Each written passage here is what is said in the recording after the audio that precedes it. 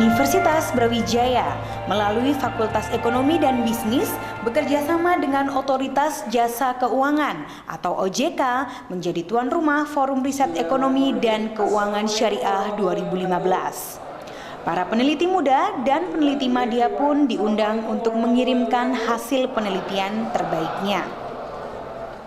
Thank you very much for coming to Friends for the Forum Riset Ekonomi dan Keuangan Syariah. And today we will have a last session with Dr. Hilman Izar. Before inviting him to the podium, I would like to explain a curriculum vitae from Mr. Hilman Izar. Mr. Hilman Izar. Kegiatan yang digelar untuk Kegiatan yang digelar untuk keempat kalinya ini diselenggarakan pada 3 hingga 4 November lalu. Tema yang diangkat pada Forum Riset Ekonomi dan Keuangan Syariah 4 2015 ini bertajuk Membangun Industri Pasar Modal Syariah yang Tumbuh Stabil dan Berkelanjutan.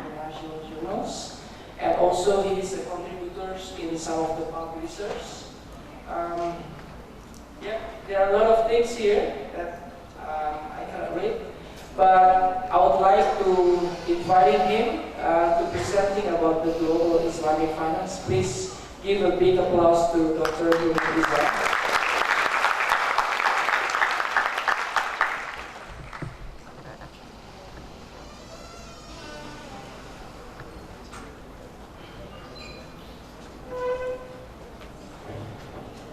For the last session, this is really interesting because I think yesterday we already talked about the domestic lesson learned from different industries, from BNP, for example, from cooperative, from the banking industry. But today we look at the international area about the Islamic finance. If you're looking at the presentation slide that also will present with Dr. Hilman, he will present about the objective of the Islamic Development Bank, and something that is important is how is the development of the sukuk markets, so we can also get the ideas about the risk in the financial markets. I also really curious from his presentation, for example, how the IDB, the Islamic Development Bank, with its Islamic or ethical principles can promote to the human development and economic development. And we also understand, in the condition of the financial instability right now, the big monsters, for example, the hedge funds, how the Islamic financial markets can make a stability in the financial system. Right. Okay. Thank you very much for your attention today. So, please, Mr. Dr. Hilman Izar, to present for about 45 minutes, and after that, we'll try to discuss about Please, Dr. Hilman Izar.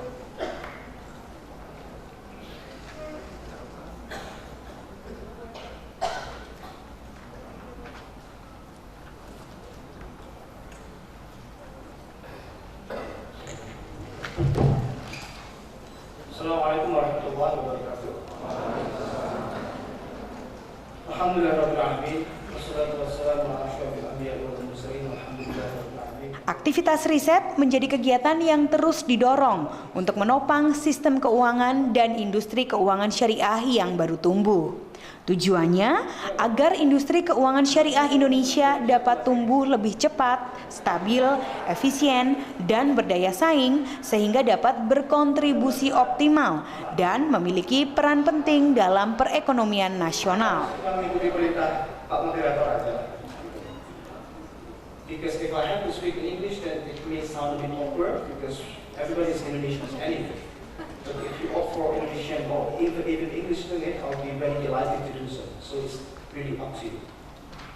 Atau bahasa kemudian. Di sisi lain, area riset ekonomi dan keuangan syariah yang belum dikembangkan juga masih sangat luas. Jumlah dan kualitas akademisi dan peneliti di bidang keuangan syariah masih perlu terus ditingkatkan agar dapat mengimbangi laju kebutuhan industri keuangan syariah yang semakin cepat. Menanggapi peluang ini, sekaligus sebagai wadah para kaum cendekia, Universitas Brawijaya merangkul OJK bekerjasama dengan DPP Ikatan Ahli Ekonomi Islam Indonesia (IAEI) sejak tahun 2012 untuk melaksanakan kegiatan yang disebut dengan Forum Riset terkait Ekonomi Keuangan dan Perbankan Syariah. Di hari kedua ini, Dr. Himun Izar, selaku Islamic Researcher and Training Institute, berkesempatan memaparkan materi tentang Global Islamic Finance Outlook. So everything has been rearranged and postponed, and here I am. I'm standing before you. I'm very much delighted to share some of the information and trends and challenges taking place in the Islamic finance industry around the globe. And I believe that some of you have been aware of the current trends and the development of the Islamic finance industry in different parts of the world. But perhaps there are certain components that you might be wondering what is actually taking place behind the scenes. As we all know, that the Indonesian government has been very much progressive in developing Islamic financial industry, and we cannot really simply overlook the progress that has been occurring in our beloved nation. And it is very much great country. And I can see my dear friend, Mbak Indah, she gives me the honor to be there. Well, thank you. Terima kasih, Mbak Indah. The thing that I would like to share with you is about the global Islamic finance outlook.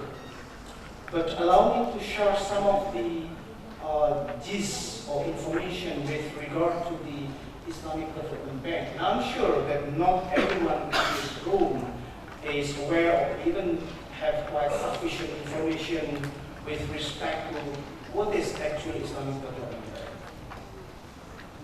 And you might be very pleased to know that one of the founding fathers of Islamic Development Bank was Pak Ali Wardana.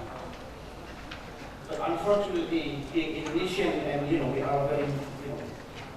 we are perhaps too humble to recognize and to take the lead, to take our step forward in recognizing as well as taking the driving seat when it comes to the development of Islamic financial services industry.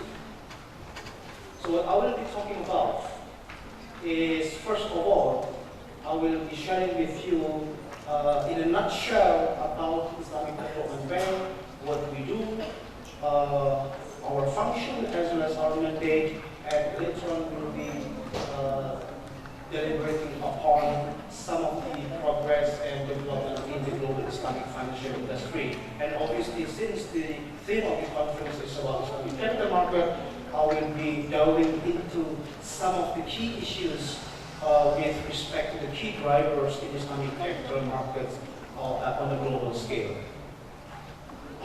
Without any doubt that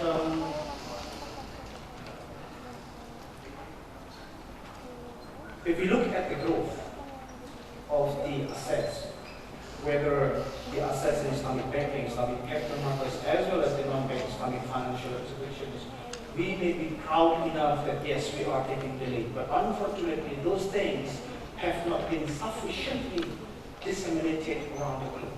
So not everyone knows about our progress, our development, more importantly, our achievement on the global scale.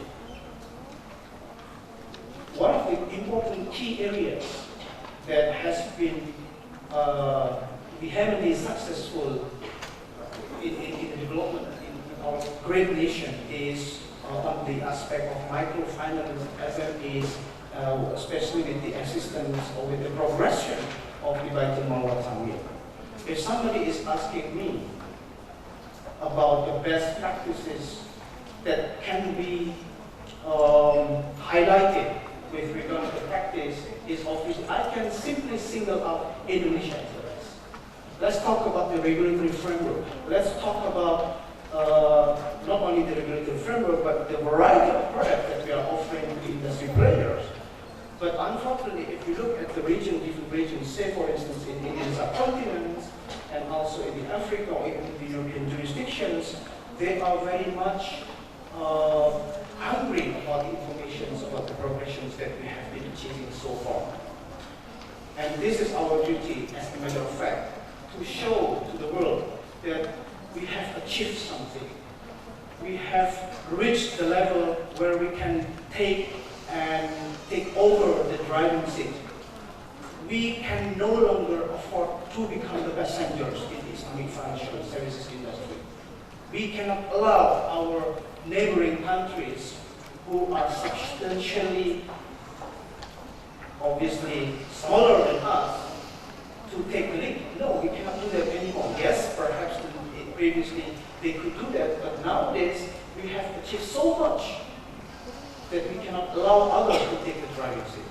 So this is perhaps one of the emotional or passionate messages that I would like to convey to my beloved Indonesian country viewers.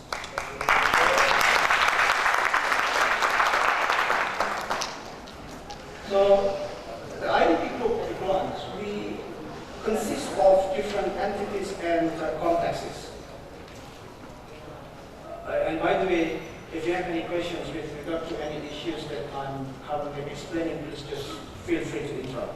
Jadi diinterupsi saja kalau ada masalah, atau ada komen, atau nggak setuju. And I'm currently associated with the Islamic Research and Training Institute. So our core mandate is to provide technical assistance, advisory, research, as well as the training. And our clients are primarily member countries. So IDB, or Islamic Development Group, consists of around 56 member countries, which stretches over 4 continents, right? And we have also some of the member countries are situated in Central Asia, or even in Russia, such as Bashkortostan and Tatarstan. They are not member of the IDB group, but we have some collaborative works with some of our clients in those regions.